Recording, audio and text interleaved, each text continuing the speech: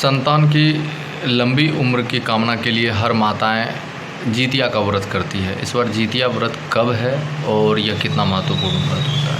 पंडित मनोत्पल झा ज्योतिषी का हर हर महादेव। ये जितिया व्रत जो है यह माता और संतान के बीच के संबंध का यह एक व्रत है। प्रत्येक माँ अपने संतान के सुरक्षा, लंबी आयु, स्वास्थ्य के लिए यह व्रत करती है। इस व्रत को जीवित पुत्रिका व्रत या जीमुत वाहन व्रत या जनरल भाषा में जितिया व्रत भी कहते हैं। यह जो जितिया व्रत है यह आश्विन महीना कृष्ण पक्ष अष्टमी तिथि को किया जाता है। इस दिन माताएं निर्जला व्रत करती हैं। कहता है कि आश्विन महीना कृष्ण पक्ष अष्टमी तिथि को ही यह व्रत का प्रारंभ होता है। इससे पहले इसमें भी नहाए खाए होती है, जैसे हम लोग छठ में करते हैं। माताएं एक दिन पहले नहाए खाए करती है और अष्टमी के प्रवेश होने के बाद माताएं अष्टमी का उपवास शुरू करती है संतान के लिए। तो सबसे पहले है क्या, तो 24/9/2024 को सप्तमी है। इसी दिन नहाए खाए होगा और नहाए खाए में सबसे पहले स्नान के लिए कुछ विधि विधान है, उसी अनुसार स्नान किया जाता है। कुछ सामग्री की ज़रूरत पड़ती है इसमें। और उसके बाद 25 तारीख 2024 तक अष्टमी का प्रवेश है, जिसमें 24/9/2024 को ही संध्या में अष्टमी प्रवेश कर जाता है और 25 तारीख को 5:04 तक अष्टमी व्रत का विधान है। परंतु शास्त्र यह कहता है जिसका उदय उसका अस्त। तो 24 तारीख को सप्तमी और अष्टमी दोनों प्रवेश होता है। इसलिए 24 तारीख को तो नहाए खाए होगी ही। जब उपवास की बात होगी तो 25 तारीख के सुबह से उपवास प्रारंभ होगा और 25 तारीख दिन और रात दोनों निर्जला व्रत यह उपवास किया जाता है। माताएं अपने संतान के लिए निर्जला व्रत उपवास रखती हैं और यह व्रत का जो पारना होगा 26 तारीख को सुबह में 6 बजे के बाद होगा। इस व्रत में मिथिला पंचांग के अनुसार जो समय निर्धारित किया गया है वह समय है 24 तारीख को 5 बजे के बाद अष्टमी का व्रत, अष्टमी शुरू हो जाता है। मगर उस दिन नहाए खाए है, इसलिए संध्या 5 बजे के बाद उपवास नहीं होगी। हाँ, जहाँ तक उपवास की बात है तो उस दिन नियम निष्ठा के मुताबिक जो सात्विक भोजन होता है वही भोजन माताएं करती हैं। अपना जो नित्य क्रिया है नहाए खाए है, जिसमें कुछ सामग्री लगता है, वो सामग्री नहाए खाए में ज़रूरत पड़ता है।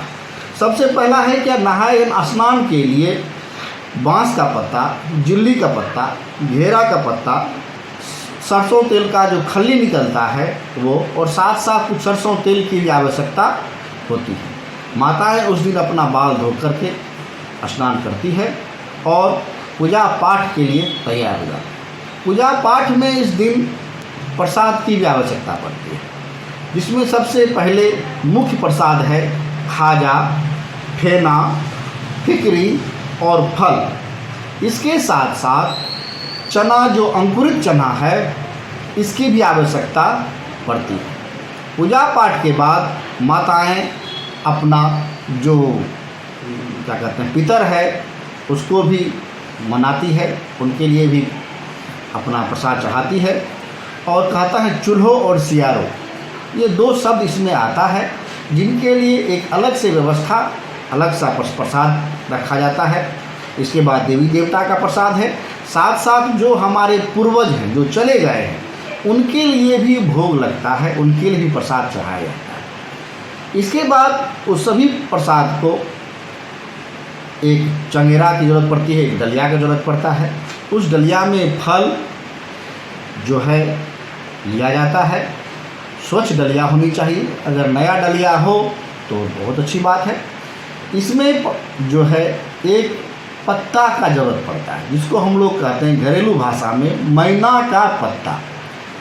जिस डलिया में हम लोग फल, खाजा, फेना, टिकरी लेते हैं, उसे मैना पत्ता के और बांस पत्ता के द्वारा डाल करके उसे ढक देते हैं और अच्छा से बांध देते हैं। और जिस दिन पारना होती है, पारना है 26 तारीख को, सुबह में जो बेटा है, संतान है माता का, वो बेटा क्या करता है तो उस डलिया को उघाड़ता है, जो पत्ते से ढके रहते हैं उस पत्ता को हटाता है।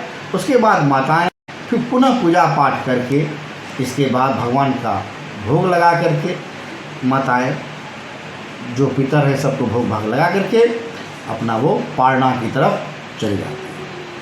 तो इसका सब जो प्रोसेस है वो प्रोसेस फिर मैं आपको बता दूं कि 24/9/2024 को सप्तमी है। इस दिन नहाए खाए होगा दिन में, और जो अष्टमी का प्रवेश जो है वो 24/9/2024 को ही प्रारंभ हो जाती है संध्या 5 बजे के बाद से। मगर शास्त्र कहता है जिसका उदय उसी का अस्त, इसलिए सप्तमी ही सुबह और शाम माना जाता है। इसलिए अष्टमी का व्रत जब भी होगा वो 25 तारीख से ही प्रारंभ हो जाएगी। हाँ, 24 तारीख को जो व्रत का मेंटेन करना है वो 24 तारीख से ही प्रारंभ हो जाता है। इसी दिन आपको फल फलाहार जो सात्विक भोजन है आपको करना होगा। और 25 तारीख को निर्जला व्रत 24 घंटे का दिन और रात माताएं रखेंगी और सुबह में पूजा पाठ के बाद वो अपना उपवास तोड़ेंगे। इसमें उपवास का जो तोड़ने का जो नियम है वो नियम सबसे पहले जल से उपवास तोड़ा जाता है, वो भी मीठा जल। मीठा जल जो शरबत है वो माताएं सबसे पहले शरबत का ग्रहण करें और अपना उपवास तोड़ें। उसके बाद आप फल खा सकते हैं या कोई मीठा भोजन कर सकती हैं। यह उपवास के बाद ज़रूरी हो जाता है। जहाँ तक यह जो उपवास में कुछ विधि विधान है, उस विधि विधान में ये चीज़ मेंटेन किया जाए कि जो पूजा का सामग्री है, जो हम लोग डलिया में जो पूजा का सामग्री रखेंगे, इसे बाहर न रखें, इसे अपने पूजा रूम में ढक के रखें और पूजा रूम को कोशिश करें बंद रखने का।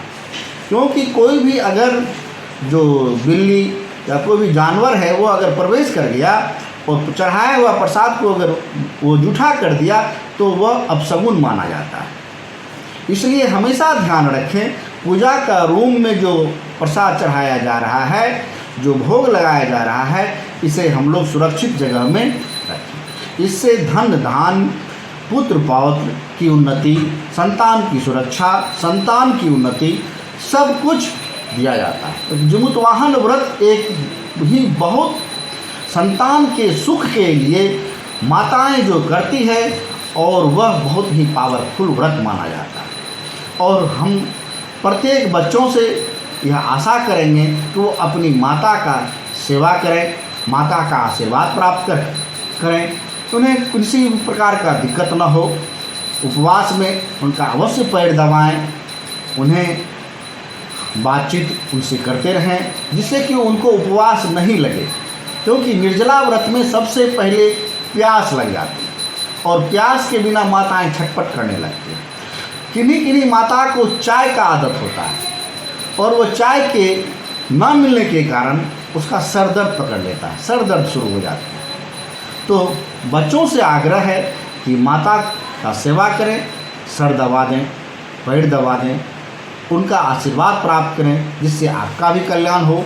माँ तो आपका कल्याण के लिए सब कुछ कर रही है, आप क्या कर रहे हैं ये आप पर निर्भर है।